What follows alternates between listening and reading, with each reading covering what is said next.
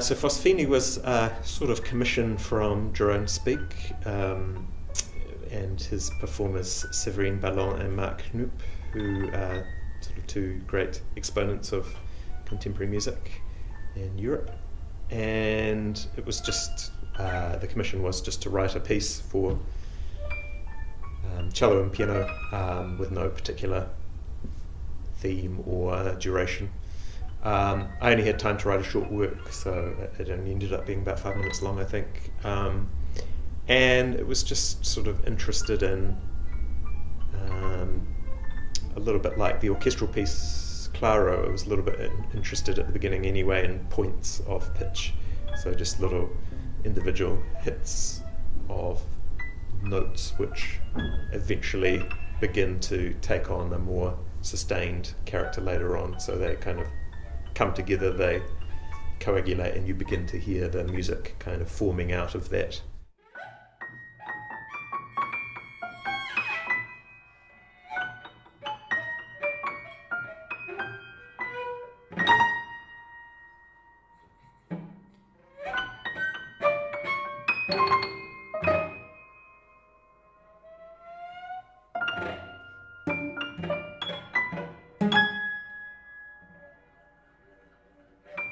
It was sort of an interesting process to write. It was ended up being a lot more rhythmically complex than I had originally expected it to be, because I implemented this idea of sort of every note had in the piano had an ornamenting note somewhere else, the same pitch class but in a different octave, and this created a very fast kind of lace work around the opening of the piece. And to actually notate that all out with lots of different grace note groups ended up being a lot more complex than I originally thought, so it ended up being a bit of a race to the finish. But it was an enjoyable piece to write in terms of sort of thinking about quite simple harmonic units and how these can develop and expand over the course of the piece, and how just through simple ornamentation you can develop quite complex textures.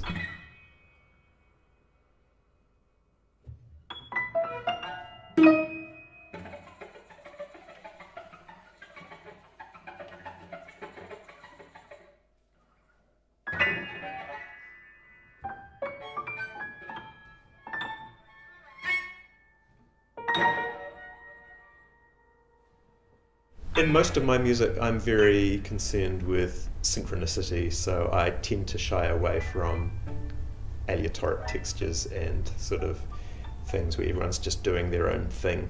To me, written out music gets its strength from the way you can choreograph synchronicity, although too much of that can also be predictable, so there's always a balance between sort of desynchronization or counterpoint and then bringing those together.